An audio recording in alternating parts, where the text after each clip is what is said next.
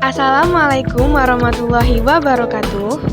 Berikut merupakan penjelasan mengenai hukum perkreditan dalam bisnis perbankan dalam mata kuliah Aspek Hukum Perbankan Syariah. Sebelumnya, anggota kelompok kami beranggotakan Muhammad Farhan, Bunga Qurratul Aini, Rizky Munayatul Siregar, dan Vina Aulia.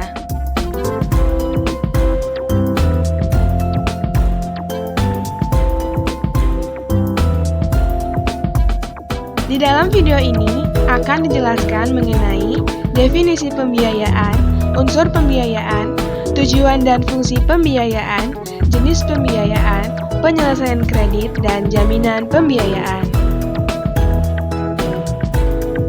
Definisi kredit atau pembiayaan. Kredit atau pembiayaan merupakan dukungan pendanaan untuk kebutuhan atau pengadaan barang, aset, atau jasa tertentu yang mekanisme umumnya melibatkan tiga pihak, yaitu pihak pemberi pendanaan, pihak penyedia barang, aset, atau jasa tertentu, dan pihak yang memanfaatkan barang, aset, atau jasa tertentu. Pembiayaan syariah dapat mengambil berbagai bentuk, seperti murabahah, pembiayaan jual beli, mudarobah, pembiayaan bagi hasil, musyarakah, pembiayaan bersama, dan lainnya. Semua transaksi ini harus mematuhi prinsip-prinsip syariah seperti larangan riba, larangan spekulasi, dan larangan investasi dalam usaha yang melibatkan barang haram. Unsur-unsur kredit atau pembiayaan. Terdapat beberapa unsur di dalam pembiayaan, diantaranya adalah pihak pemberi pembiayaan, pihak penerima pembiayaan, tujuan pembiayaan, besar pembiayaan, jangka waktu, biaya atau imbal hasil, aset atau jaminan, serta syarat dan ketentuan. Tujuan dan fungsi dari kredit atau pembiayaan. Tujuan dari pembiayaan ialah mendukung pertumbuhan ekonomi, pemenuhan kebutuhan konsumen, diversifikasi investasi, pengembangan bisnis, serta manajemen likuiditas.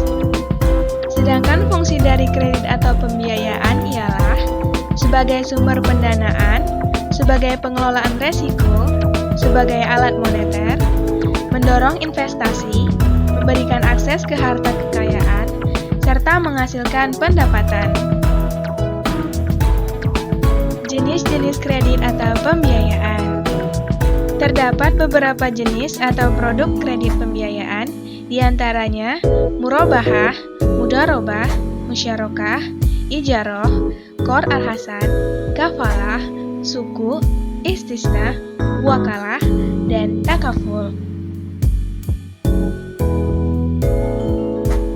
Jaminan kredit atau pembiayaan. Jaminan pembiayaan ialah hak dan kekuasaan atas barang jaminan yang diserahkan oleh debitur kepada lembaga keuangan guna menjamin pelunasan hutangnya apabila pembiayaan yang diterimanya tidak dapat dilunasi sesuai waktu yang diperjanjikan dalam perjanjian pembiayaan.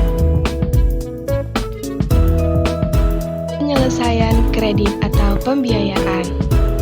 Adapun cara mengatasi pembiayaan atau kredit macet dapat dilakukan dengan beberapa cara. Pertama adalah restructuring atau meminta persyaratan kembali, seperti jangka waktu ataupun jadwal pembayaran yang dapat diubah sesuai dengan kemampuan debitur yang baru. Cara yang kedua yaitu menjadwalkan kembali atau melakukan rescheduling tenggat waktu dalam membayar cicilan maupun hutang. Kreditur dapat memperpanjang tenggat waktu pelunasan hutang oleh debitur sesuai dengan kemampuannya. Yang terakhir adalah reconditioning atau penataan kembali, yaitu pemberi kredit akan meringankan hutang dengan cara mengubah sisa pelunasan menjadi pokok kredit baru sampai dengan persyaratan dan penjadwalan ulang. Contoh studi kasus.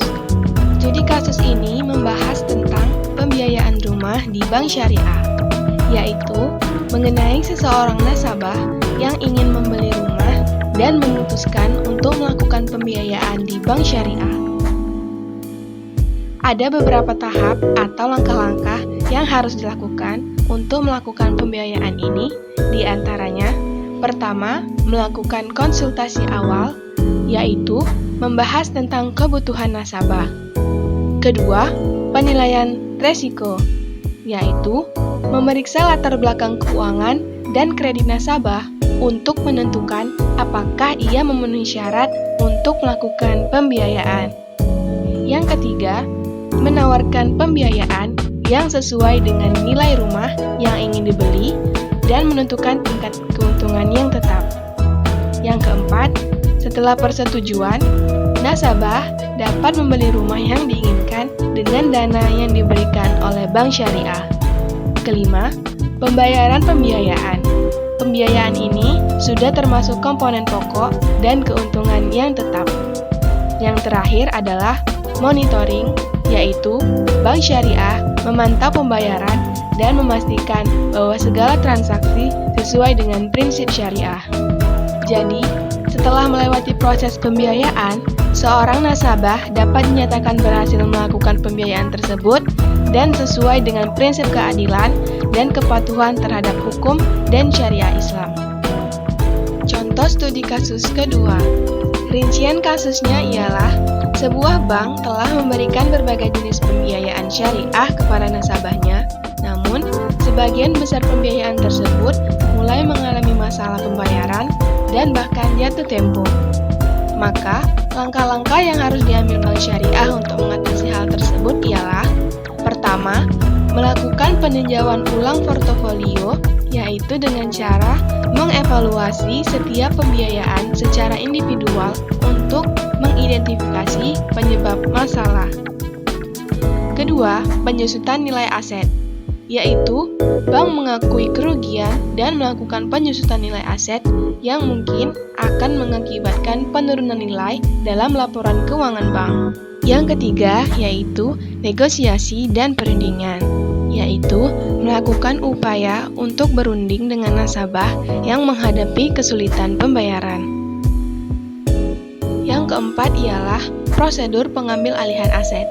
Jika pembiayaan macet dan tidak dapat diselesaikan melalui negosiasi, maka bank mungkin harus mengambil tindakan lebih lanjut seperti mengambil alih aset yang dibiayai dan menjualnya dengan harga wajar. Kelima, pencegahan di masa depan, yaitu bank juga memperkuat proses penilaian resiko dan manajemen kredit mereka untuk mencegah pembiayaan atau kredit macet di masa depan.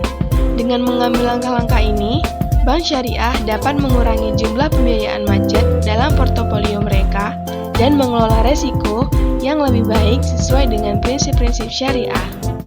Ini juga membantu mereka mempertahankan kepercayaan nasabah dan menjaga kesehatan keuangan perusahaan dalam jangka panjang.